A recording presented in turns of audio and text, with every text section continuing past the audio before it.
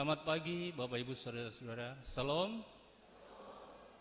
Kita bersyukur pada Tuhan pagi ini atas anugerahnya, atas kasih setia Tuhan, sehingga kita bisa berkumpul di tempat ini, kita akan beribadah. Untuk itu kita harus memusatkan pikiran kita. Pagi ini kita akan dilayani oleh Ibu Pendeta Indah. Beliau Gembala Sidang Bekasi 3. Bapak Ibu Saudara-saudara,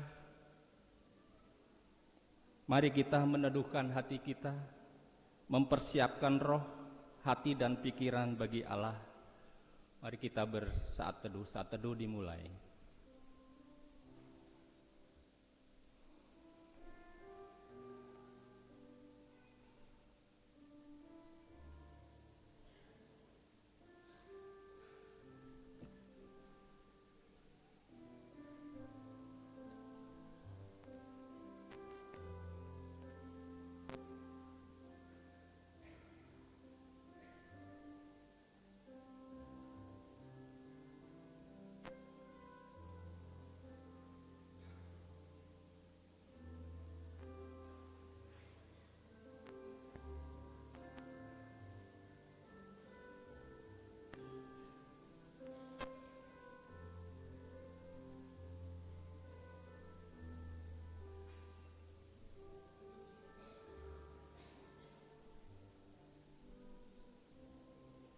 Jemaat Tuhan, kami undang bangkit berdiri, kita menyambut firman Tuhan dengan bernyanyi Hari Minggu, Hari Tuhan.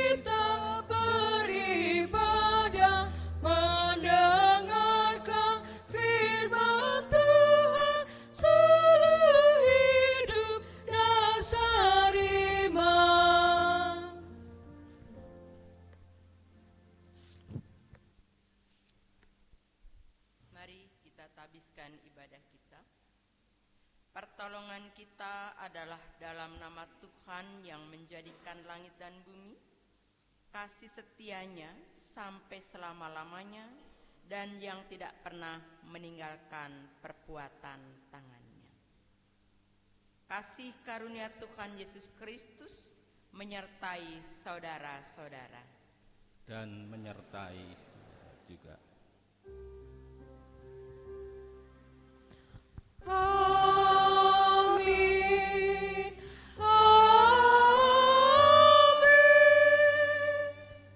Dipersilahkan duduk. Pada hari ini, nas pembimbing diambil dari kitab Efesus 5 ayat 15 dalam TB2 berbunyi sebagai berikut. Karena itu, perhatikanlah dengan seksama bagaimana kamu hidup. Janganlah seperti orang bebal, tetapi seperti orang bijak. Takutlah akan Tuhan dan beribadalah kepadanya dengan tulus dan setia. Kepada Tuhan Allah saja kami beribadah, dan firman-Nya akan kami dengarkan.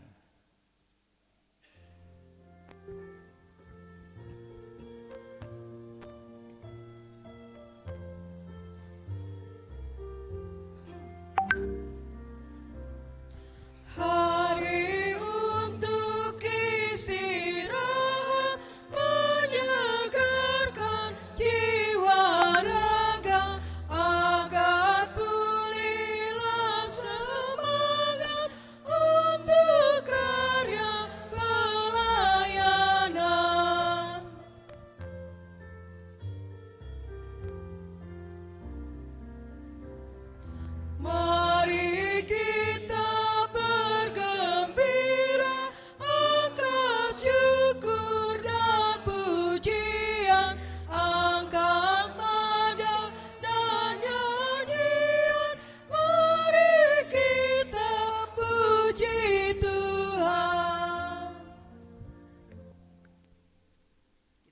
masuk ke dalam pengakuan dosa. Sebelum kita mengaku dosa selaku jemaat, maka inilah saatnya kita diberi kesempatan untuk mengakui dosa secara pribadi.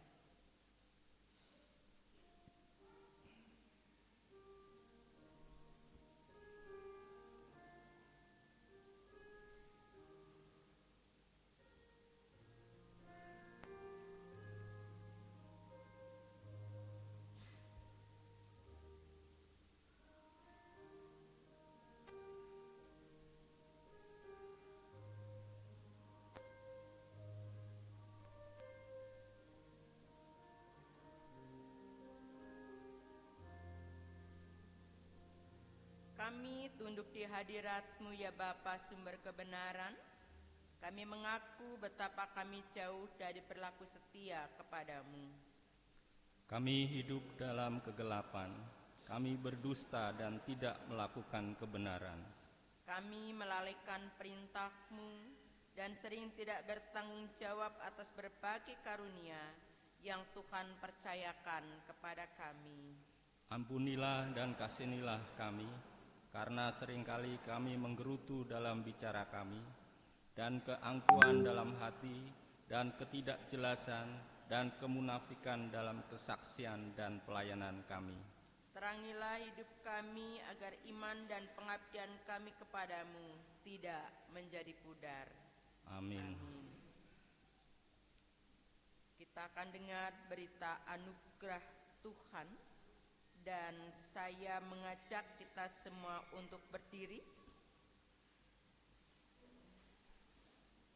1 Petrus 2 ayat yang ke-25 dalam TB2 berkata demikian. Sebab dahulu kamu sesat seperti domba, tetapi sekarang sekarang kamu telah kembali kepada Gembala dan pemelihara jiwamu.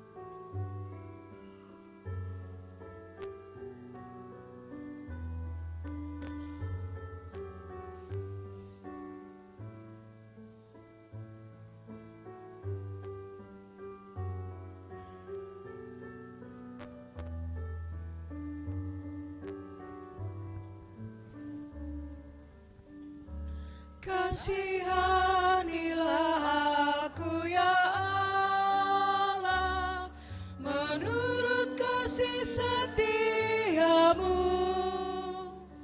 Agar rahmat-Mu sungguh mulia, hapuskanlah pelanggaranku, bersihkanlah aku dan sucikan aku, tahirkanlah aku dari dosaku, sebab aku sadar akan pelanggaranku, aku terus bergumul dengan dosaku.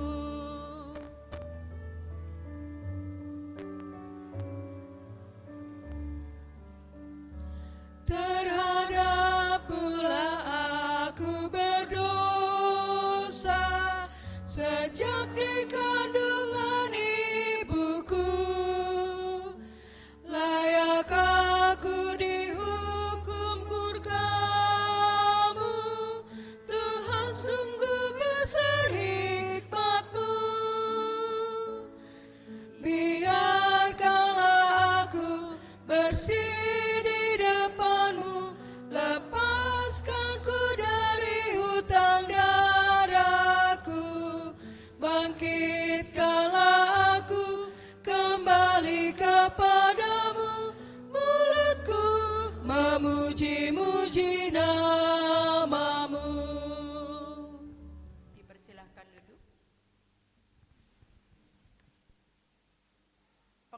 pengakuan dosa secara ikhlas dan pemberitaan anugerah Allah yang mengampuni membawa kita untuk memberlakukan seluruh kehidupan dan panggilan hidup kita sesuai dengan perintah Tuhan yang terdapat dalam Ulangan 30 ayat 2 sampai 3a TB 2 sebagai berikut. Juga kamu berbalik kepada Tuhan Allahmu dan mendengarkan suaranya sesuai dengan segala yang kuperintahkan kepadamu pada hari ini, baik kamu maupun anak-anakmu, dengan segenap hatimu dan dengan segenap jiwamu, maka Tuhan Allahmu akan memulihkan keadaanmu dan berbelas kasihan kepadamu.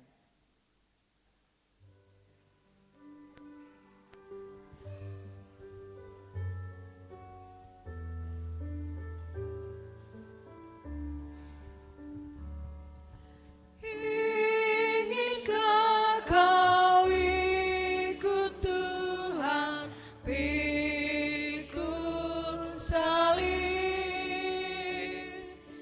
Jangan bimbang, jangan sungkan, ikut tabib. Pikulah salibmu saja, ikut terus. Lihatlah mahkota Raja Agung Kudus.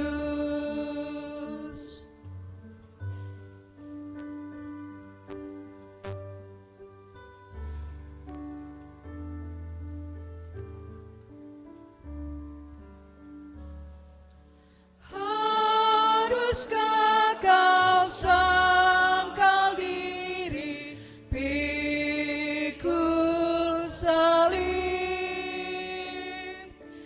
Di godaan dunia ini ikut tabib.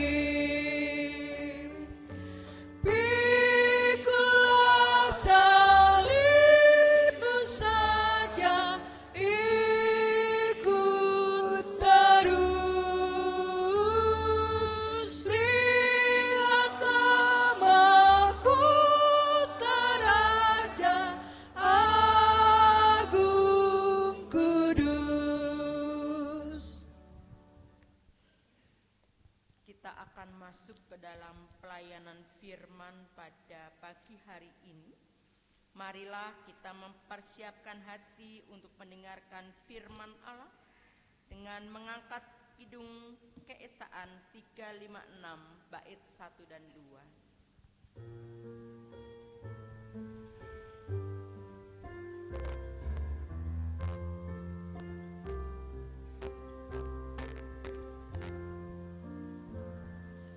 Kitab suci hartaku, tak ternilai hargamu.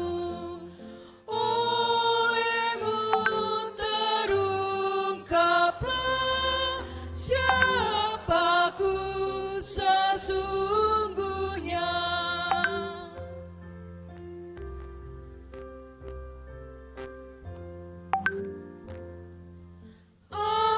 Alkitab membimbingku pada juru selamatku dan membuatku sadar bila aku tak benar. Mari kita bersatu di dalam doa. Kita berdoa memohon kekuatan Tuhan. Kita berdoa. Bapa yang Maha Kuasa dan yang Maha Murah, karena kehidupan kami terletak di dalam hal mengerti benar-benar akan firman-Mu.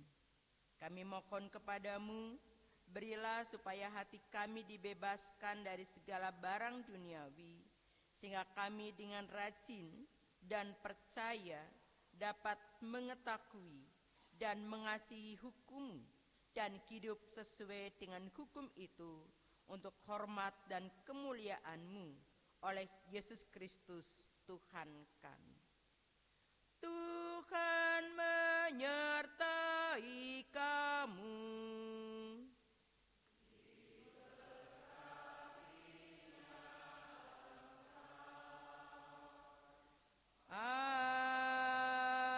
Amin.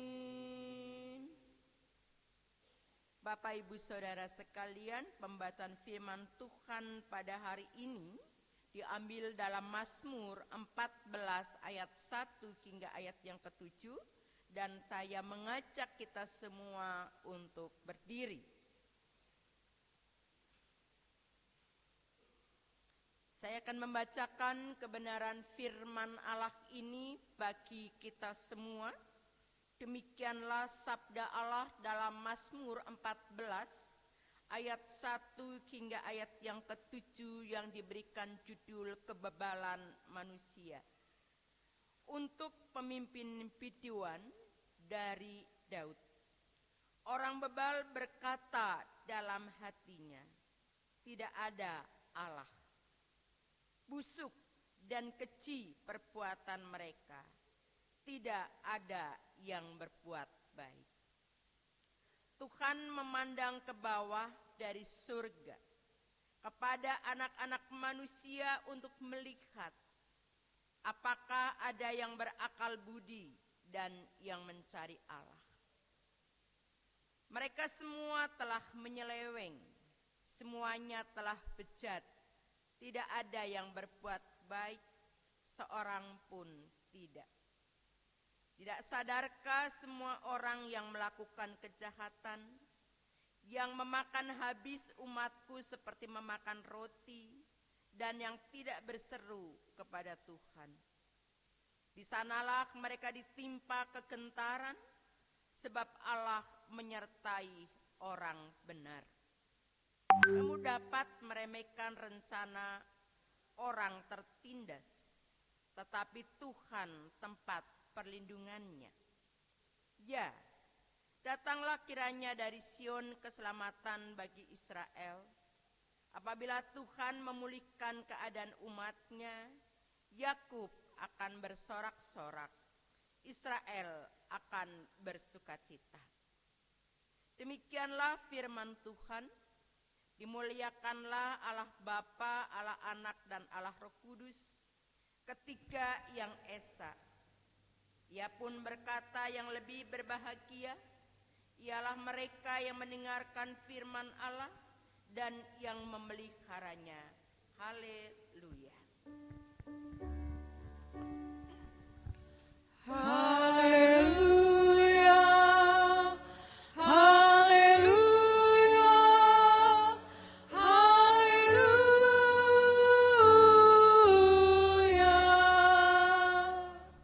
Silakan duduk kembali Ibu Bapak Saudara sekalian. Shalom. Selamat pagi Ibu Bapak. Bagaimana kabarnya? Puji Tuhan, senang untuk mendengar bahwa keadaan Ibu Bapak, saudara-saudari sekalian dalam keadaan baik. Ibu Bapak yang dikasihi oleh Yesus Kristus, tema yang diangkat pada hari ini bicara tentang sadarlah dan jangan bebal. Saudara, Allah itu ada. Ia berkuasa di tahtanya yang maha kudus. Ia yang menciptakan alam semesta ini beserta dengan segala isinya, dan semua yang Allah ciptakan itu dalam keadaan baik. Ia juga adalah pengatur alam semesta ini. Ia mengatur semua ciptaannya, ditata begitu apik dan tidak ada yang bertabrakan. Semua yang Allah ciptakan itu dikendalikan oleh Dia. Dan di dalam pengendalian Dia semua ada di dalam pengawasannya. Dan di dalam pengawasannya itulah manusia, tumbuh-tumbuhan, binatang saling memberkati, saling menguntungkan, dan berkesinambungan. Sehingga layaklah kita ketika kita mengangkat pujian Allah kuasa, melakukan segala perkara. Allah Maha Kuasa, Dia yang menciptakan seisi dunia, atur segala masa. Allahku, Allah yang kuasa. Dan saya pikir tidak asing lagi ketika ibu bapak, saudara-saudari menyanyikan Allah kuasa melakukan segala perkara.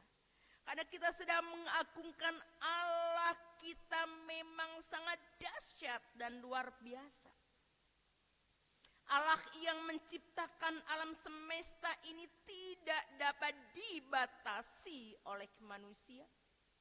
Tidak dapat dibatasi oleh seluruh ciptaan Allah. Sebab Allah adalah yang berdaulat. Allah yang berkehendak dan Allah yang kita cinta, yang kita agungkan, itulah yang selayaknya untuk kita memuja, memuliakan Dia dalam segala kehidupan dan aktivitas kita. Ibu bapak saudara yang diberkati Tuhan, di dalam kitab Mazmur pada hari ini kita akan memperhatikan catatan penting yang pemazmur memperkatakannya. Dalam catatan ayat 1 hingga ayat yang ke-7, bahwa ternyata ada manusia-manusia yang hina, yang diciptakan Allah, yang berani menghina Allah Sang Pencipta. Dan mereka katakan di dalam hatinya bahwa tidak ada Allah. Ketika ia berbicara tidak ada Allah, kita tidak mengerti di mana dia memperkatakan itu. Sehingga dia katakan dalam hatinya tidak ada Allah. Ketika saya coba untuk memperhatikan ketika dia berkata tidak ada Allah, di situ diawali dengan orang bebal. Mungkin pertanyaannya, siapakah orang bebal itu yang berkata bahwa dalam hatinya tidak ada Allah? Saya melihat bahwa orang bebal ada dua, yaitu yang bebal karena secara teoritis dan juga secara praktis. Secara teoritis ketika berbicara tentang pemikiran atau di dalam pikirannya, bahwa dikatakan Allah itu tidak ada. Secara praktis dalam tingkah lakunya atau dalam tindakan-tindakan kesehariannya. Ketika saya coba untuk mencermati kata bebal ini lebih kepada orang yang lebih bodoh atau bodoh dalam stadium yang cukup lanjut, susah untuk diberitahu, ketika diberitahu ngeyel, mengeraskan hati, dan tidak mau tahu. Mungkin kalau saya boleh katakan lebih dari berapa kali bodohnya, berapa kali keras kepalanya, tidak ada kepekaan sama sekali. Ini saya boleh mengartikan dia bebal.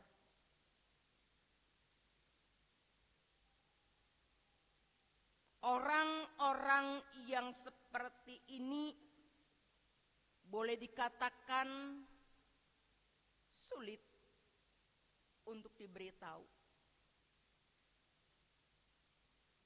Mengeraskan hati, mengeraskan pikirannya, mengeraskan bahwa dia tidak membutuhkan. Kata tidak membutuhkan bisa saja tidak butuh terhadap apa yang ibu bapak sampaikan. Juga tidak butuh dengan orang-orang lain yang membagi pengalaman, yang membagi hidupnya kepada dirinya untuk ia memikirkan atau dia mulai berpikir tentang apa yang disampaikannya. Maka saudara yang dikasihi Tuhan Yesus Kristus, di dalam ayat yang pertama, orang bebal berkata dalam hatinya, tidak ada Allah. Yang ada di dalam pikirannya adalah pikiran busuk. Yang ada di dalam pikirannya adalah pikiran yang bagaimana hidup di dalam kecicikan. Kalau di situ ditunjuk dengan cicik perbuatan mereka. Dan yang ketiga dikatakan tidak ada yang berbuat baik. Mari kita coba memperhatikan kata-kata itu, saudara ibu bapak yang dikasihi oleh Yesus Kristus.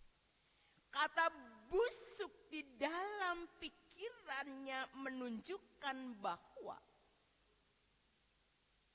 ada belatung-belatung, ada cacing-cacing yang ada di dalam pikirannya, yang membuat pikirannya saya katakan bau.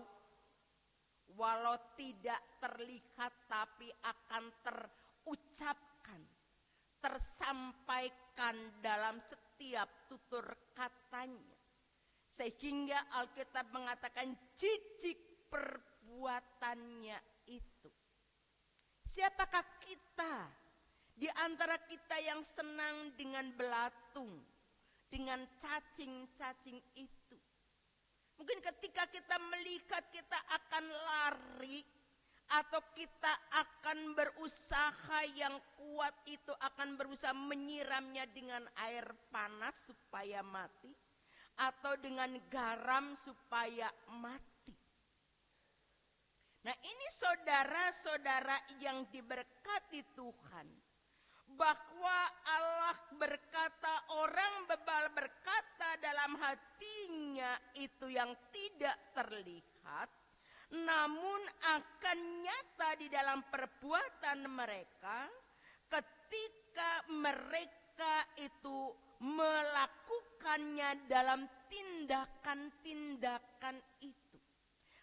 Melalui apa? Melalui perkataan-perkataan yang menjengkelkan, melalui perkataan-perkataan yang memuakan, dan juga dalam perbuatan-perbuatan yang jelas dia itu telah melanggar, atau saya katakan tidak mengerti lagi, tidak tahu membedakan mana yang harus dilakukan dan mana yang ditinggalkan.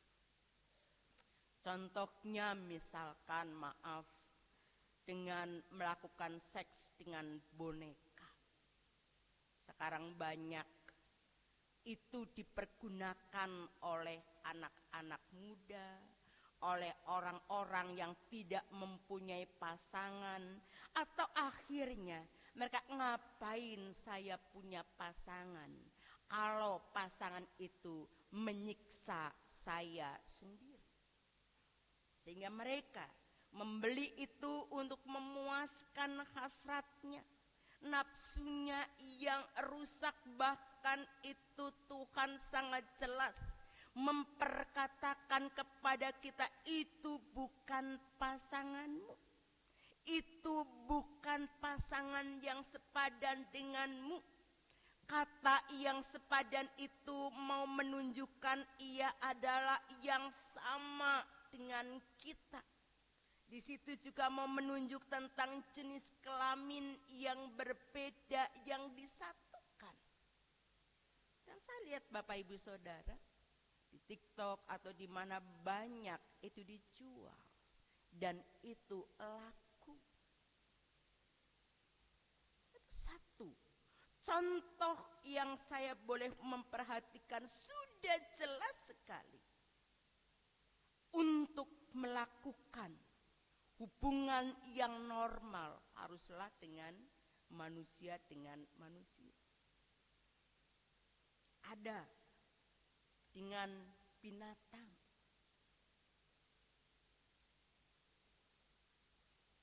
Itu dikatakan najis.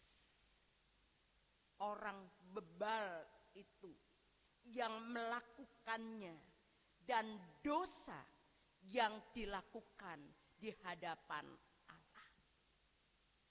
Ini satu contoh yang saya boleh mengungkapkannya di depan umat, bahwa orang bebal itu akan menggampangkan sebuah cara, akan menggampangkan sebuah tatanan, dan mungkin juga dalam pemahaman yang saya dapatkan bahwa dengan ilmu pengetahuan yang semakin hari semakin tinggi, dengan mengadakan penelitian yang semakin hebat, bahwa tumbuh-tumbuhan ini tumbuh berputar dengan siklusnya. Benar. Manusia juga berkembang dengan siklusnya, benar. Binatang juga berkembang dengan siklusnya, benar. Kita tidak menyangkali tentang kebenaran itu. Tetapi melalui itu banyak orang, itu karena siklus alam yang memang bergerak seperti itu. Sehingga mereka boleh menanggalkan, aku enggak percaya lagi dengan Allah yang menciptakan alam ini. Allah yang menciptakan semesta alam ini. Karena ini terjadi sudah sekian tahun yang lalu, sudah beribu-ribu tahun yang lalu, dan itu terjadi siklus yang teratur sedemikian rupa. Mereka lupa, saudara-saudara yang dikasihi Tuhan, bahwa semua yang ada di dalam semesta ini, alam ini, ada yang bekerja, ada yang menggerakkan, ada yang menumbuhkan. Itu persoalannya, saudara. Sehingga di dalam ayat yang kedua kita memahami Tuhan memandang ke bawah dari sorga kepada anak-anak manusia untuk melihat apakah ada yang berakal budi dan yang mencari Allah. Saudara yang dikasihi oleh Yesus Kristus, ini Allah mencermati, Allah memperhatikan, Allah melihat dengan seksama. Kata di situ, Tuhan memandang ke bawah karena ini semua adalah ada di dalam kendali kehendak Allah dan di dalam penguasaan Allah. Maka enggak ada yang dapat tertutupi. Tidak ada dapat yang terselubungi oleh manusia, sekalipun manusia mau menutupi. Atau sekalipun ciptaan-ciptaan Allah yang akan menutupinya, tidak bisa sama sekali. Karena kedaulatan Allah kita memperhatikannya. Allah memandang dari sorga, memperhatikan yang secara khusus sebagai ciptaan Allah yang termulia, sebagai ciptaan Allah yang diberikan akal budi, Dan di mana ketika di dalam Kejadian kita melihat dan mencermati bersama-sama bahwa Allah menciptakan manusia untuk berkuasa. Kata berkuasa di situ untuk memberikan penguatan, peneguhan kepada manusia bahwa alam semesta dikendalikan oleh Dia, tetapi manusia yang dipercayakan itu juga dicermatinya, juga diperhatikannya oleh Allah. Maka Allah katakan Tuhan memandang, atau Mazmur berkata Allah memandang ke bawah dari sorga kepada anak-anak manusia untuk melihat apakah ada yang berakal budi dan yang mencari Allah. Ini saudara kita cermati dan kita boleh renungkan, boleh pahami apakah ini bagian dari hidupku, apakah ini juga ada pada diriku, bahwa selama ini aku kurang peka terhadap Allah, tidak mensyukuri terhadap pemberian Allah, tidak mensyukuri bahwa Allah telah menyelamatkan hidupku dan telah membawa aku menjadi yang berarti di hadapan Allah. Sehingga aku rindu mencari Allah. Sehingga aku rindu untuk mendekat, menghampiri Allah. Ini saudara, menjadi koreksi buat kita bersama. Dan ketika firman ini menyadarkan kepada kita, maka ada satu catatan penting terhadap kita, yaitu marilah carilah kehendak Allah. Cari dan carilah selama Allah berkenan untuk ditemui.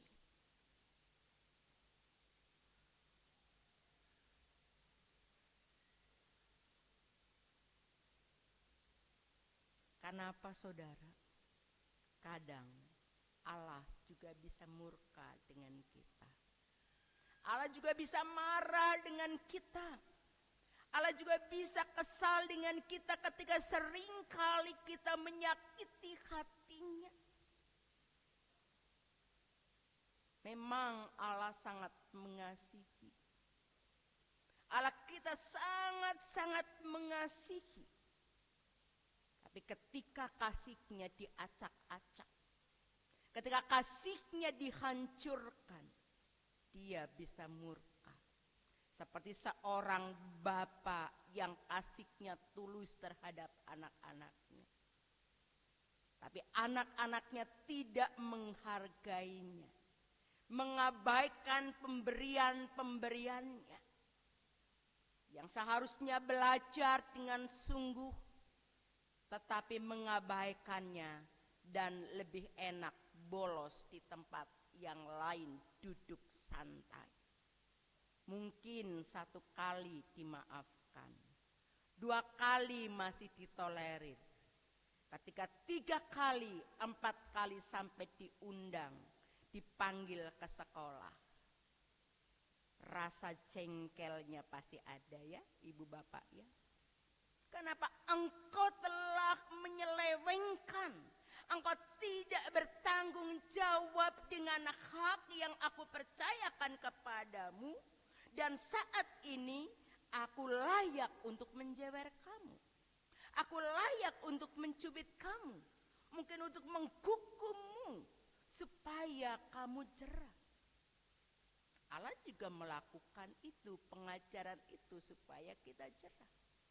Supaya kembali kita taat kepada Allah, supaya kita tunduk dan menaruh hormat terhadap Allah. Dan Allah katakan, hai anak-anakku sadarlah, hai anak-anakku bertobatlah, hai anak-anakku bertobatlah sekarang. Karena besok belum tentu itu menjadi milik kita.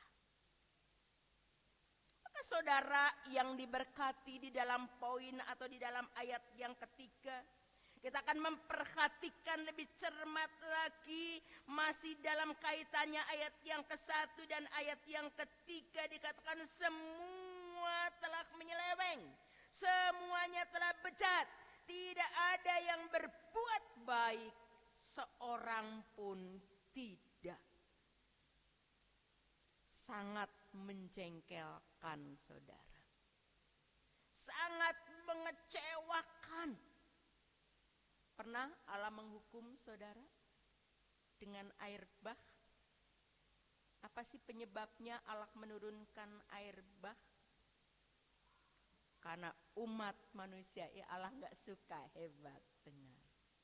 Karena Allah nggak suka umatnya hidupnya bejat, rusak, nggak setia sama Allah. Itu persoalannya.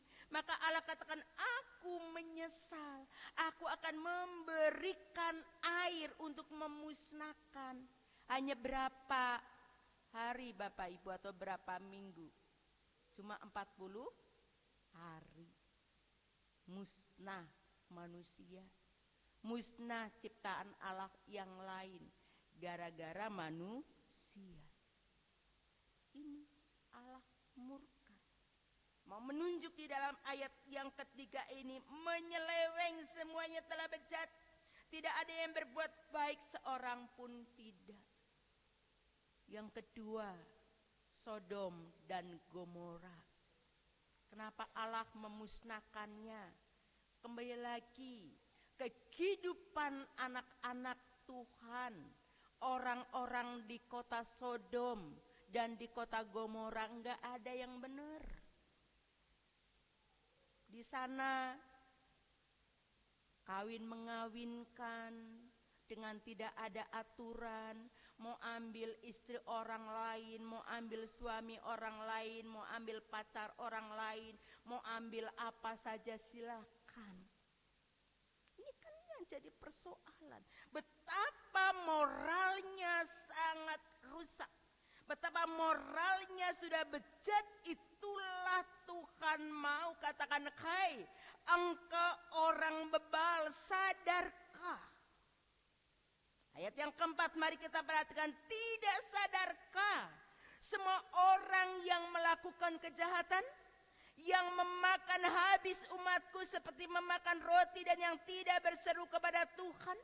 Dan di sisi lain mereka juga melakukan perampasan-perampasan tanpa melihat apakah mereka itu orang yang takut akan Tuhan atau tidak.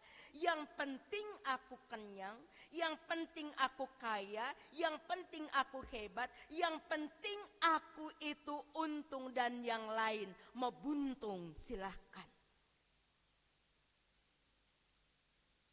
Ini juga salah satu hal. Contoh yang jelas tentang kebebalan manusia yang memperdulikan kepentingan sendiri, enggak peduli dengan kepentingan orang lain. Dan Allah murka, saudara-saudara yang dikasihi oleh Yesus Kristus. Di sanalah Tuhan mengatakan mereka ditimpa kekejutan yang besar, sebab Allah menyertai angkatan yang benar. Ini saya mau katakan, Saul itu kan mertuanya dari Daud. Daud juga adalah anak buahnya. Pernah enggak Daud memberikan kekejutan kepada Saul? Hampir nyaris mati sebenarnya. Ketika dia maaf lagi buang hajat, Daud ambil jubahnya potong. Tuan, kalau aku berniat jahat, aku bisa bunuh Tuan. Tetapi karena Tuan adalah orang, raja yang dihormati, aku tidak berani. Raja adalah yang sudah diurapi Tuhan, aku nggak berani lakukan itu. Sekalipun Daud ada kesempatan untuk melakukannya, namun dia masih menaruh hormat terhadap Tuhan. Bahwa Tuhanlah yang memberikan otoritas kepada seorang raja, sekalipun raja itu melukai dan selalu merancang kejahatan terhadap dirinya. Apa yang mau kita pahami, ibu bapak saudara sekalian? Ada melihat orang-orang yang bebal memang sangat menyebalkan. Orang bebal sangat menyakitkan. Tapi ketika kita melihat tentang ia adalah juga mempunyai hak nilai di hadapan Allah. Dia berharga di hadapan Allah. Nyawanya adalah milik Allah. Dia mau katakan, hai umat manusia, hai orang yang takut akan Allah, jangan kau sewenang-wenang. Tentang hidup manusia adalah hak aku, bukan hak kamu. Yang lalu ada yang ikut demo Bapak Ibu? Kerusuhan-kerusuhan ada di Indonesia.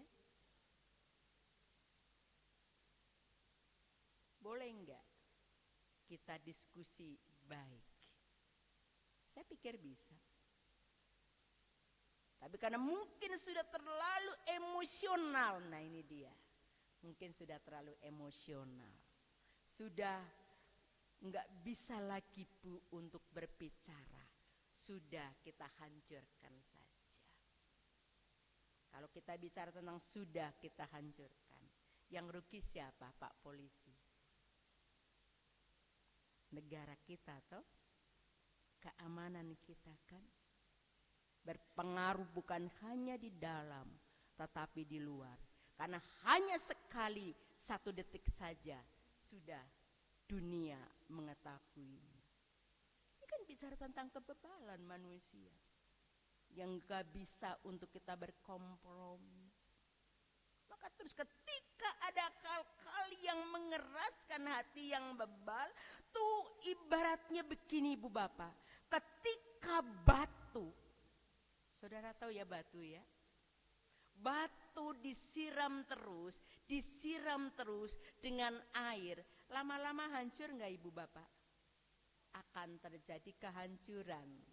Nanti anak kecil dia boleh praktekkan dengan bapak ibu gurunya. Coba buktikan. Dia akan lama-lama melapuk dan hancur. Demikian juga ibu bapak saudara. Jangan kita terbawa oleh emosional kita. Dan kita juga mungkin mempengaruhi orang lain untuk akhirnya hancur, tetapi bawalah emosional kita untuk meredakan orang lain, supaya mari kita meneteskan sedikit demi sedikit dengan batu-batu yang keras itu, dengan pikiran-pikiran yang keras itu, dengan mereka yang punya niat untuk menghancurkan. Ayo kita berikan pengajaran, ayo berikan tutur kata yang baik, ayo kita berikan siraman-siraman rohani, dan kita doakan, karena doa orang benar besar kuasanya, maka itu akan terjadi.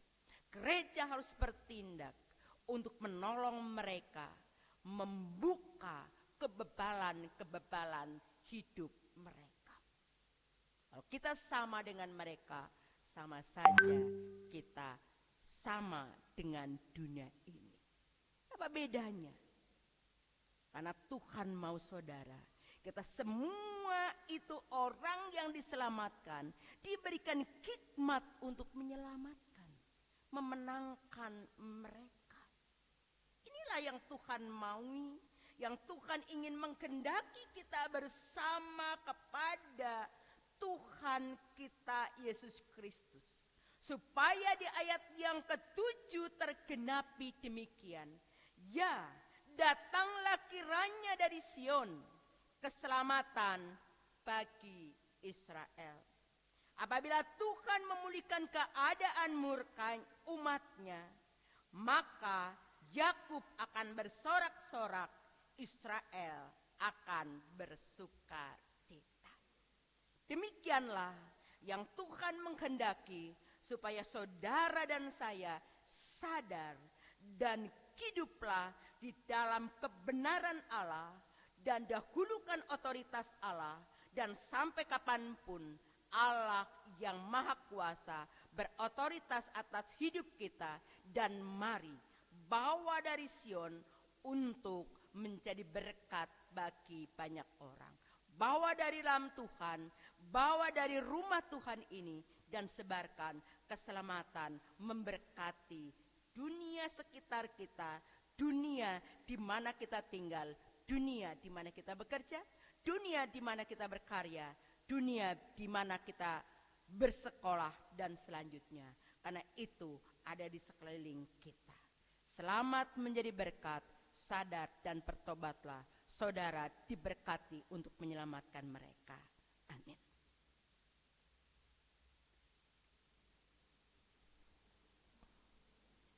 Kita akan merespon kebenaran firman Allah dengan baitnya yang ketiga dan keempat, ku dihibur olehnya, dan seterusnya.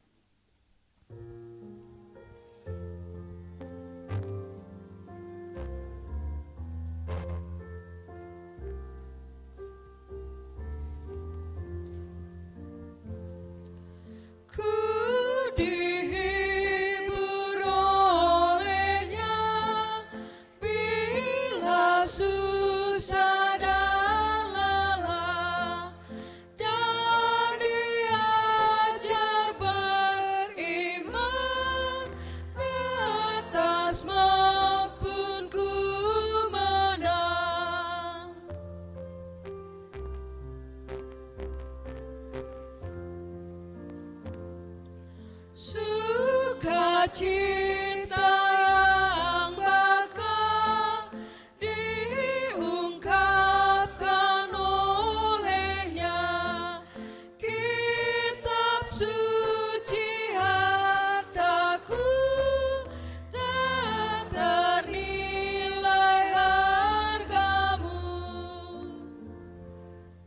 Jemaat yang dikasihi Tuhan Yesus Kristus, kami undang bangkit berdiri dan bersama-sama dengan semua orang percaya di segala abad dan tempat, kita mengucapkan pengakuan iman rasuli dengan berkata, Aku percaya kepada Allah, Bapa yang Maha Kuasa, Khalik langit dan bumi, dan kepada Yesus Kristus, anaknya yang tunggal Tuhan kita, yang dikandung dari Roh Kudus, lahir dari anak darah Maria, yang menderita di bawah pemerintahan Pontius Pilatus, disalibkan, mati dan dikuburkan, turun ke dalam kerajaan maut. Pada hari yang ketiga, bangkit pula dari antara mati, naik ke surga, duduk di sebelah kanan Allah, Bapa yang Maha Kuasa, dan datang dari sana untuk menghakimi orang hidup yang mati. Aku percaya pada Roh Kudus, gereja yang kudus dan persekutuan orang kudus, pengampunan dosa, kebangkitan daging, dan hidup yang kekal. Amin. Jemaat silakan duduk kembali. Jemaat Tuhan, saatnya kita akan memberikan persembahan syukur pada Tuhan. Namun sebelumnya kita berdoa untuk persembahan kita yang diucapkan bersama-sama.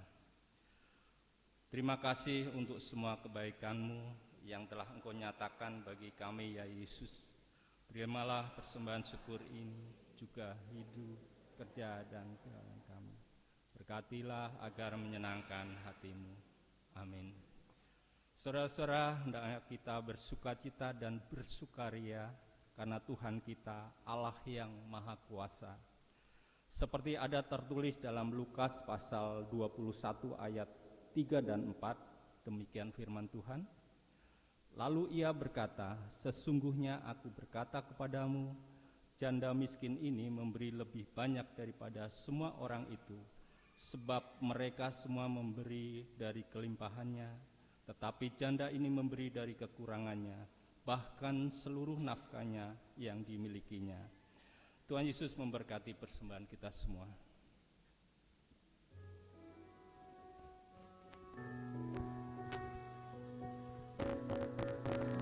Di sini aku bawa Tuhan, persembahan hidupku semoga berkenan. Berapalah nilainya Tuhan dibandingkan berkat-Mu yang telah Kau limpahkan. Terimalah Tuhan, oh terimalah Tuhan.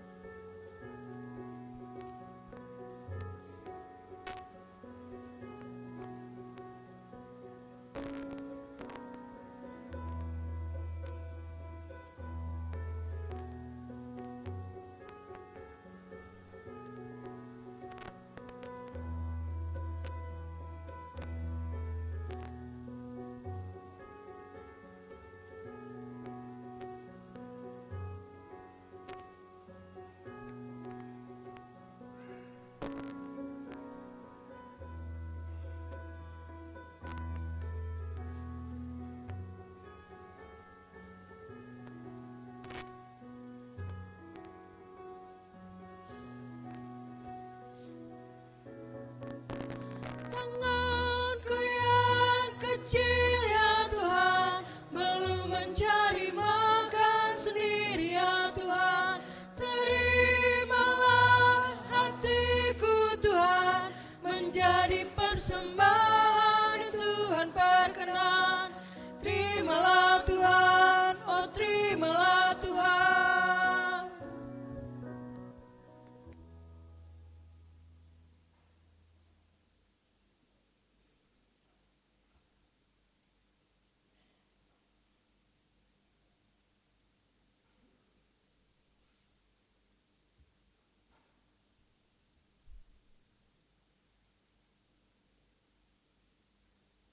Mari Bapak, Ibu, Saudara sekalian, kita akan bersatu di dalam doa syafaat.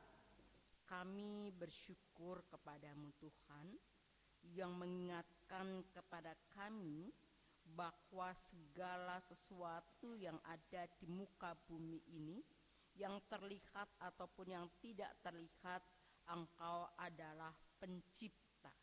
Dan kami menyadari bahwa tanpamu pun kami tidak dapat melakukan apa-apa.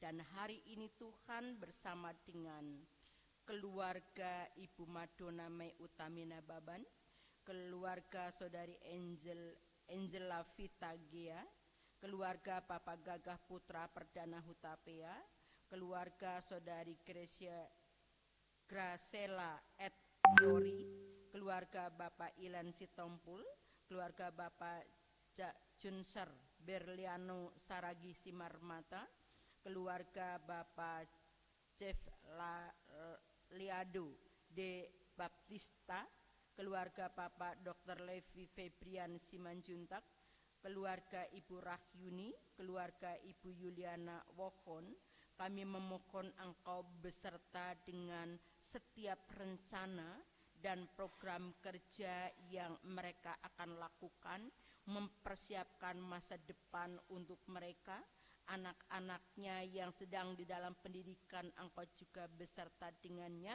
supaya mereka menjadi pribadi-pribadi yang mengerti akan tanggung jawabnya untuk menyenangkan hati Allah. Kami juga menyerahkan kepada Engkau hamba-Mu Pendeta Iren beserta dengan keluarga, suami dan anak yang sedang dalam pendidikan atau perkuliahan. Engkaulah yang akan menaungi, memberikan kekuatan kepada anak supaya menyelesaikan perkuliahannya tuntas. Suami dalam pekerjaannya, Engkau juga memberkatinya. Majelis beserta dengan keluarga, Engkau juga mengurapinya. Para pekerja beserta keluarga, Engkau ada selalu dalam setiap saat. Komisi beserta dengan keluarga, Engkau selalu memperdulikan mereka. Pengasuh sekolah minggu, Engkau selalu memberikan hikmat-hikmat kepada mereka untuk mengajar. Pengajar remtar, pemandu pujian, pemusik, tim multimedia, Tuhan hadir untuk menyatakan kuasa-Mu dan memberkati mereka.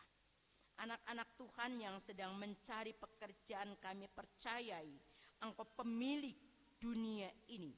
Engkau sumber yang akan katakan ambil dariku, dan Engkau bekerja untuk memberkati hidupmu, memberkati masa depanmu. Demikian juga mereka yang sedang memohon agar Engkau memberikan pasangan hidup, Tuhanlah juga yang menyediakan pasangan yang terbaik, yang sepadan untuk mereka mengarungi hidup dalam pernikahan.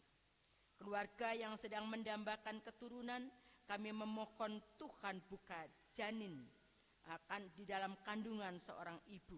Demikian ibu-ibu yang sedang mengandung, Engkau juga memberkati buah kandungan itu menjadi anak ilahi yang memberkati. Anak-anak Tuhan yang meninggalkan Tuhan, mereka hidup di dalam kebebalan, kami minta Tuhan, kucurkan air hikmat-Mu, firman-Mu, menyentuh mereka, supaya mereka berbalik dan cair, bahwa aku adalah hidup karena Tuhan yang memberikan kehidupan kepadaku.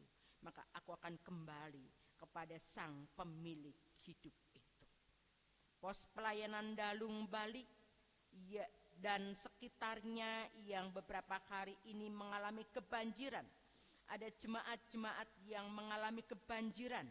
Ya Tuhan, kami memohon hibur dan kuatkan. Ketika ada yang hilang, Engkau akan gantikan yang baru, supaya dia dapat memakai dan mempergunakan untuk hari selanjutnya. Dan ketika mereka gelisah, Tuhan hiburkan dan kuatkan, supaya mereka mengandalkan bahwa Tuhan adalah pengendali atas hidup mereka. Sinode GKO kami juga serahkan kepada Engkau Tuhan lawat. Berkati pemimpin-pemimpin kami supaya semakin arif dan bijaksana, menolong semua jemaat GKO semakin maju. Bangsa, negara, dan kota Depok kami juga serahkan kepada Engkau. Indonesia supaya tetap kokoh, negara tetap satu, Depok menjadi kota yang memberkati banyak orang, dan jemaat yang ada di sekitar ini merasa terberkati karena memberikan kenyamanan yang memastikan hidup untuk mereka mengalami kelangsungan kini dan selamanya. Ada sidih jemaat khusus untuk tanggal 28 September. Kami juga memohon Tuhan, siapa dia, Engkau yang berkenan untuk mentabiskannya menjadi anak pilihan Allah yang berjanji di hadapan umat, terlebih di hadapan Tuhan sendiri. Jemaat yang sedang sakit dan di dalam pemulihan bersama dengan Ibu Lemina Turnipsi Haloho, Ibu Supartinah Makatipu, Ibu Yuliana Sibu, Bapak Roslan Yudiseno, Saudara Gustaf An Mama, Ibu Fransina Mairuhu, Bapak Sedof Hutapea, Ibu Karsini Suroyo, Ibu Tukilas Umaryanto, Saudari Reva Liana Talupun, Saudari Rosintan Situmorang, Bapak Hirasi Kombing dalam pemulihan. Kami percayakan kuasa Tuhan yang akan menyembuhkan sakit penyakit mereka.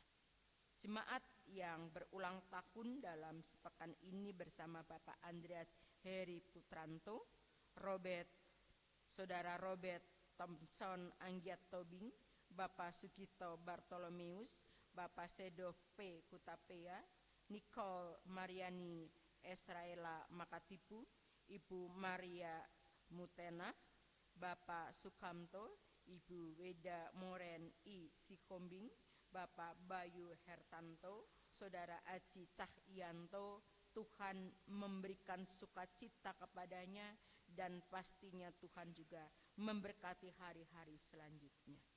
Kami juga menyerahkan kepadamu untuk suku Komoro di Papua agar semakin mengenal Tuhan lebih dalam dan meninggalkan adat istiadat yang bertentangan dengan iman Kristen, agar Tuhan memberikan kekuatan, semangat dan keteguhan hati pada pekerja ladang Tuhan yang giat menyebarkan iman Kristen, yang membimbing orang suku tersebut agar dapat belajar hidup sesuai dengan ajaran Injil Kristus. Dan kami juga doakan pemerintah daerah setempat untuk meningkatkan infrastruktur transportasi serta akses kehidupan dasar seperti pendidikan dan kesehatan dapat terpenuhi sehingga mereka tidak tertinggal tetapi maju.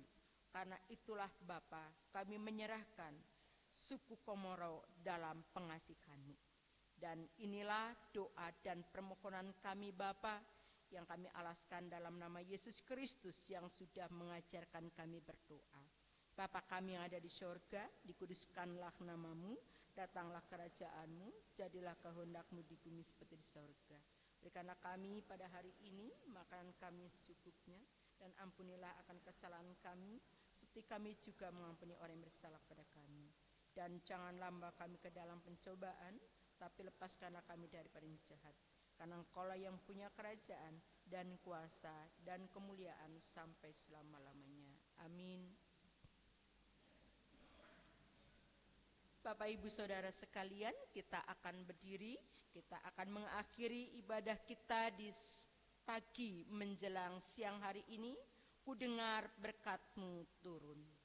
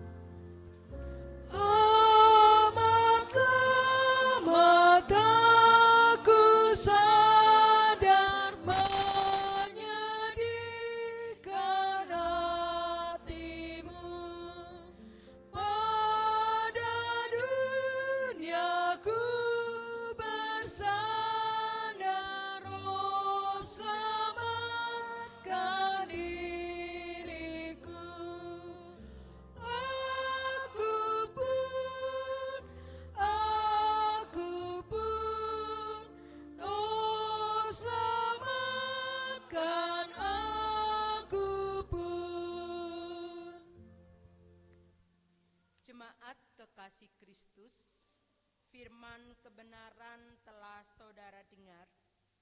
Janji keselamatan Tuhan telah saudara miliki. Kembalilah dalam hidup saudara dan jadilah berkat bagi banyak orang. Setelah saudara menerima berkat, arahkanlah damai sejahtera dan kasih dari Allah Bapa dan dari Tuhan Yesus Kristus menyertai saudara sekalian. Kasih karunia menyertai semua orang yang mengasihi Tuhan kita Yesus Kristus dengan kasih yang tidak binasa. Amin.